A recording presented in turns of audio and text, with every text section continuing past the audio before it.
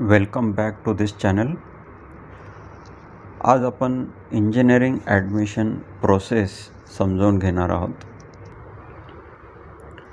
तर आता आपण बघूया की महाराष्ट्रामध्ये जे काही वेगवेगळे इंजिनिअरिंग कॉलेजेस आहेत, प्रत्येक कॉलेजमध्ये CET थ्रू किती ॲडमिशन होतात आणि JEE थ्रू किती ॲडमिशन होतात आणि मॅनेजमेंट कोटा थ्रू किती ॲडमिशन होतात हे आपण आता बघणार आहोत. तर महाराष्ट्रामध्ये जे काही कॉलेजेस आहेत ते ह्या वेगवेगळ्या 7 कॅटेगरीमध्ये आपण डिवाईड केलेले आहेत. तर आता बघणार आहोत autonomous colleges, unaided autonomous college. Unaided म्हणजे प्रायव्हेट आहे परंतु ॲटोनॉमस कॉलेजेस आहे. ॲटोनॉमस म्हणजे हे कॉलेजला पूर्ण ॲटोनॉमी दिलेली आहे. जे काही एक्झामिनेशन आहे हे एक्झामिनेशन ह्या कॉलेजमध्येच सर्व एक्झामिनेशन प्रोसेस जे आहे ते जे इंजिनिअरिंगचं तुमचं फर्स्ट इयर असेल, सेकंड इयर असेल, थर्ड इयर असेल, फायनल इयर असेल, ह्याचे सर्व क्वेश्चन पेपर, त्याचं पेपरचं जे काही चेकिंग आहे ॲन्सर शीटचं, हे सर्व त्या कॉलेजमध्येच होणार आहे. त्यामुळे त्याला ॲटोनॉमस हे असं नाव दिलेलं आहे. असे महाराष्ट्रामध्ये नियर अबाउट 34 ॲटोनॉमस कॉलेजेस आहेत. तर हे 34 ॲटोनॉमस कॉलेजमध्ये सीट डिस्ट्रीब्युशन कशा पद्धतीनं असणार आहे, तर आपण फॉर एक्झाम्पल 60 सीट्स एखाद्या कोर्सला, मग कम्प्युटर इंजिनिअरिंग असेल किंवा मेकॅनिकल असेल किंवा इलेक्ट्रॉनिक्स असेल, तर त्याच्यामध्ये समजा 60 सीट्स आहेत. तर त्यातल्या 20% सीट्स ह्या इन्स्टिट्यूट लेवल म्हणजे मॅनेजमेंट कोट्यामध्ये आहेत. 20% म्हणजे 12 सीट्स मॅनेजमेंट कोट्यामध्ये आहेत. 15% सीट्स म्हणजे नियर अबाउट 9 सीट्स ह्या JEEच्या कोट्यामध्ये आहेत.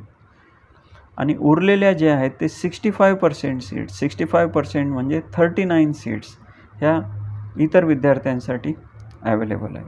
मग ह्या 39मध्ये 50% सीट्स ओपन आहेत आणि 50% सीट रिझर्वेशन कॅटेगरीमध्ये आहेत.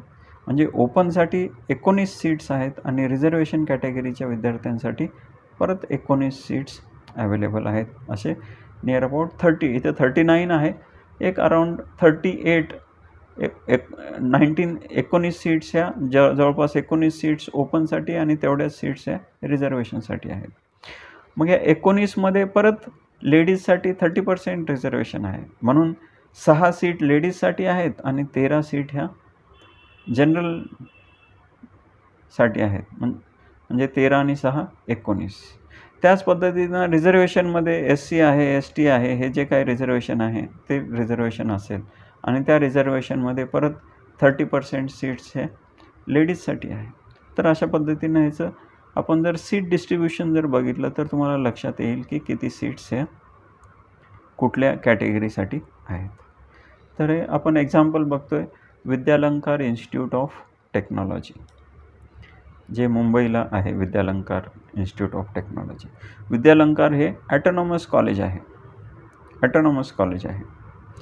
तर ह्याच्यामध्ये आपण बघतोय की सँक्शन कम्प्युटर इंजिनिअरिंग ही ब्रँच आहे. कम्प्युटर इंजिनिअरिंग ब्रँचचा आपण एक्झाम्पल घेतोय. तर विद्यालंकार इन्स्टिट्यूट ऑफ टेक्नॉलॉजीमध्ये कम्प्युटर इंजिनिअरिंगसाठी 180चा इंटेक आहे. सँक्शन इंटेक जो आहे तो 180 आहे. 180मध्ये तुम्ही बघाल तर कॅप थ्रू किती सीट भरल्या जातील, 144 सीट्स. ह्याच्यापूर्वी आपण बघितलं गव्हर्मेंट कॉलेज वगैरे जे आहेत ते सर्वच्या सर्व सीट कॅप थ्रू भरल्या जातात, परंतु हे ॲटोनॉमस प्रायव्हेट अनएडेड ॲटोनॉमस आहे. अनएडेड कॉलेज आहे म्हणजे प्रायव्हेट कॉलेज आहे आणि हे ॲटोनॉमस पण आहे. तर टोटल सीट्स 180 आहेत. तर 180मधल्या 20% सीट्स ह्या मॅनेजमेंट कोट्यामध्ये आहेत. 20% म्हणजे किती होतील, 36 सीट्स. 180च्या 20% म्हणजे 36 सीट्स ह्या मॅनेजमेंट कोटा म्हणजे इन्स्टिट्यूट लेवलच्या असतील, त्या कॉलेज लेवलला भरल्या जातील. नंतर ऑल इंडिया कोटा म्हणजे JEEचा कोटा किती आहे, 15%. 180मधल्या 15% सीट्स ह्या JEEसाठी जातात, म्हणजे 27 सीट्स ह्या JEEसाठी गेल्या, म्हणजे 36 आणि 27. मग उरलेले जे काही सीट्स आहेत, आता हे मायनॉरिटी कॉलेज नाही आहे म्हणून इथं मायनॉरिटीची सीट नाही आहे. तर 144 सीट्स ह्या कॅप थ्रू भरल्या जातील. मग या 144मध्ये म्हणजे इन्स्टिट्यूट कोट्याच्या 36 सीट्स आहेत. ओके, तर 180 - 36 तर 144 सीट्स ह्या कॅप थ्रू भरल्या जातील. मग ह्या 144मधल्या 27 सीट्स ह्या ऑल इंडिया कोट्याच्या आहेत, कॅप थ्रू भरल्या जातील, परंतु जेईच्या स्टुडंटसाठी ह्या 27 सीट्स आहेत. आणि उरलेल्या ज्या सीट्स आहेत 117 सीट ह्या CET थ्रू भरल्या जातील, म्हणजे महाराष्ट्र स्टेटच्या स्टुडंटसाठी आहे. हे ॲटोनॉमस कॉलेज असल्यामुळं इथं home university, other than home university असा प्रकार नाही आहे. तर जे काही 117 सीट्स आहेत ते महाराष्ट्रातील सर्व विद्यार्थ्यांसाठी ह्या अवेलेबल आहेत. 117मध्ये 1 सीट ऑर्फनसाठी आहे, 4 सीट PWDसाठी आहेत आणि 4 सीट्स ह्या डिफेन्स कॅटेगरीसाठी आहेत.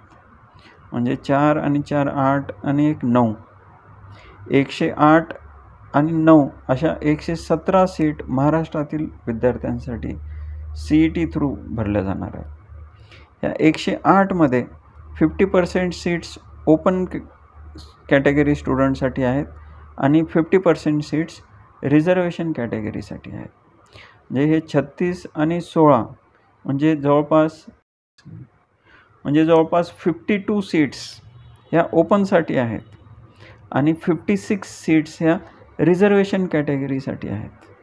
जे काय 160 सीट्स आहेत, 52 सीट्स त्याच्यामध्ये 36 जनरलसाठी आहेत आणि 16 सीट्स लेडीजसाठी आहेत. अशा 52 सीट्स आहेत आणि बाकीच्या ज्या 56 सीट्स आहेत त्या रिझर्वेशन कॅटेगरी म्हणजे SC ST त्या पर्सेंटेजमध्ये जनरल लेडीज असं रिझर्वेशन ह्याच्यामध्ये तुम्हाला बघायला मिळेल. ह्याच्या व्यतिरिक्त ॲडिशनल 18 सीट्स, कारण यांचा सँक्शन इनटेक 180 आहे.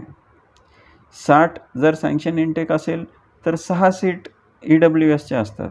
इथं 180 आहे म्हणून इथं 10% म्हणजे 18 सीट्स ह्या EWSच्या आहेत. 5% सीट्स ह्या TFWSसाठी असतात. जर तुमचं मेरिट जर चांगलं आहे तर तुम्हाला TFWSमधनं सीट मिळेल आणि तुमची फीस जी आहे ते खूप मिनिमम नॉमिनल फीस तुम्हाला इथं असं लागेल. तर अशा पद्धतीने हे सीट डिस्ट्रीब्युशन मॅट्रिक्स ॲटोनॉमस कॉलेजेससाठी आपण बघितलेलं आहे.